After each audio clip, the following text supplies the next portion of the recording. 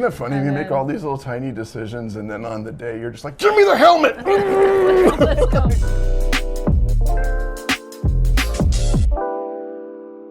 There's a line in Rental Family that goes roughly, you can live in Japan for 100 years and still have more questions about it than answers. Mm-hmm. And I'm curious for both of you, when you learned that there was a service in Japan where you can rent actors to be your fiance, your boss, the woman you've been cheating on your wife with, I imagine you had a lot of questions. I would love to know what your questions were, and I would love to know if you feel like you found some answers making this movie.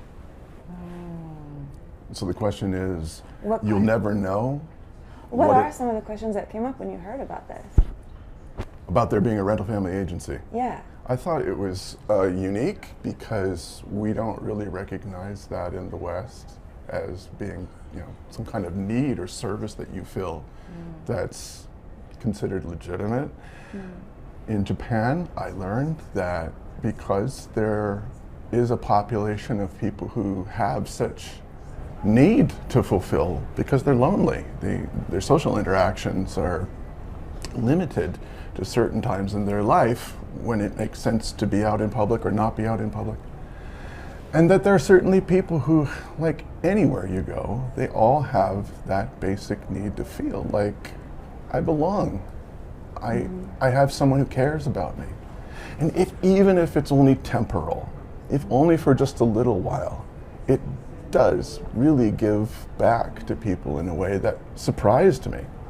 And that she'd written a screenplay about it, let alone shot a movie about it, is even better. So yeah, the rental family, it does feel odd business for a second when you hear about it.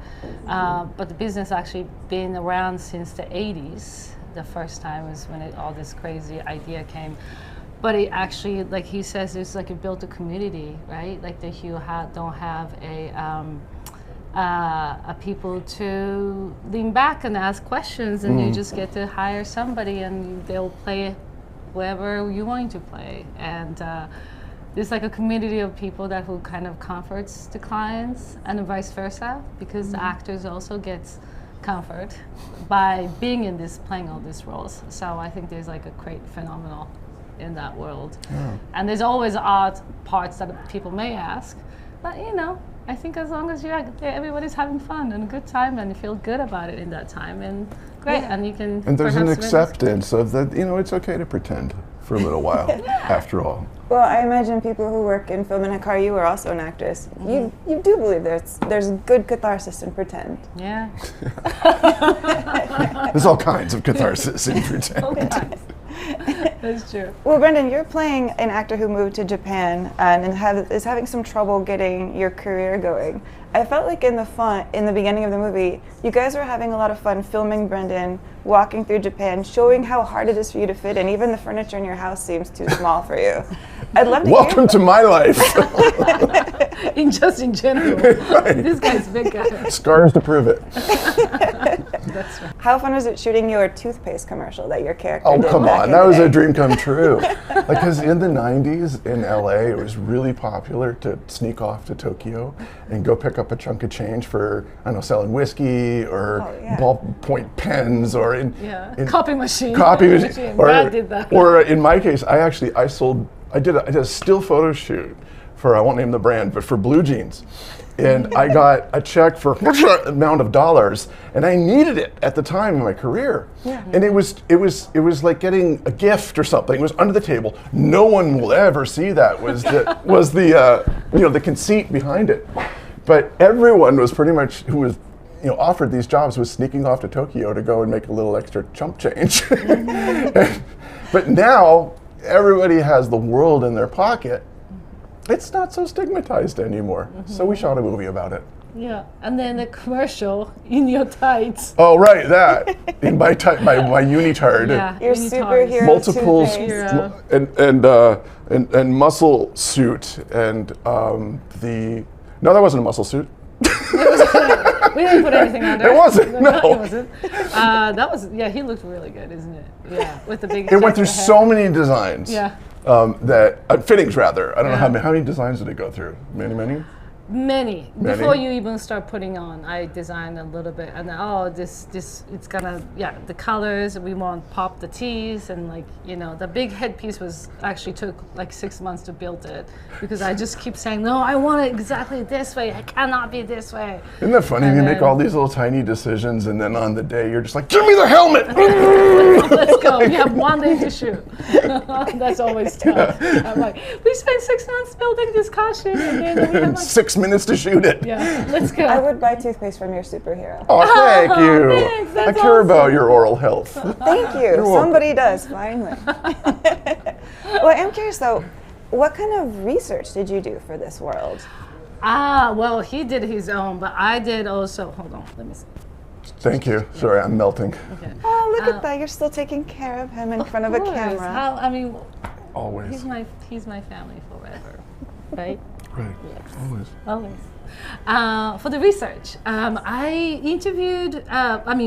For 6-7 months while I was writing a script, I did intense research on everything about renting family into like the history, how it came about, and it really goes back to 1600s during the Edo period, when the kabuki theater, they would hire fake, I guess, audience to scream their actor's name, like, yo, Brendan-san, or something like that. And then that's the start of the business, is being fake of something. And then 1800s, and then fast forward in the 80s, there's people who actually rent out the family in South, because let's put it back there. The company hired the company wanted to keep the employee in Tokyo, keep working in the 80s when it was all crazy and busy. Hired somebody in their family to visit their parents down south. And so this all fake family pretended to be the family, real family in Tokyo. Went down south and said, hey, Mom, Dad, we're back. And they're okay with it. And that was kind of like the start of it. I did personally just interviewed people who works as an actor, people who are hired, who hired actors to be the fake parents or fake whatever, and it was beautiful. They just want to keep, as long as they have money, obviously because cost. They wanted to keep hiring them, and some of them have relationship over 10 years. Right, and some people didn't know that they're fake, but then they figured out, but they still kind of play this role game. That it is kind of that. Those are a very interesting part. That I was like, oh, you still pretend, but they both understand the roles they're playing, and they have a great relationships, and it is a community that they built amongst this business. So I found it very. I think a lot of people find very healing as well. So, yeah. My research was limited to just showing up. And I've been playing quasi-fish out of water characters, I think, a great deal of my professional life. And it's a common story or theme. New guy in town, how do I fit in? Where do I belong? I hope you like me. Will I make friends? I'm seeing things as if for the very first time. And that's exciting until we meet Philip, and that's been going on for 7 years, and he's starting to feel a bit tired. And controversial take here, I don't know if necessarily he is an actor, per se. He did acting, he likes it, but maybe he was looking just to meet people, he needed a job, he had to show up and just be like, the guy from out of town.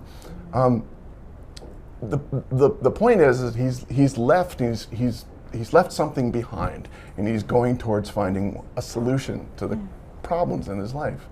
And for whichever reasons he stays the course in Japan, it's because he knows he's going to find out what that is, but he doesn't know what it is until he finds it. And it only comes from making the acquaintance of really unlikely friendships. Go ahead. Well, he gets asked in the middle of the film, who would you hire? I have to think, both of you guys have asked yourself that question. Who would you hire? I may hire a father.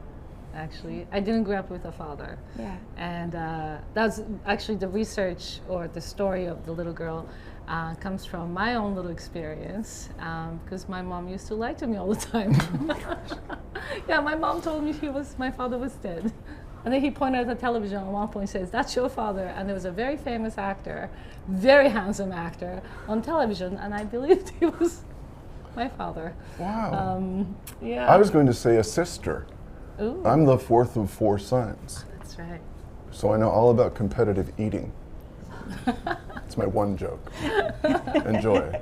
I'll be your sister anytime. You will? Thank Well, we're you. You family, heard her yeah. say it. I'll take it. I heard You it. already are, anyhow. We're big brothers and sisters here, so we found a family.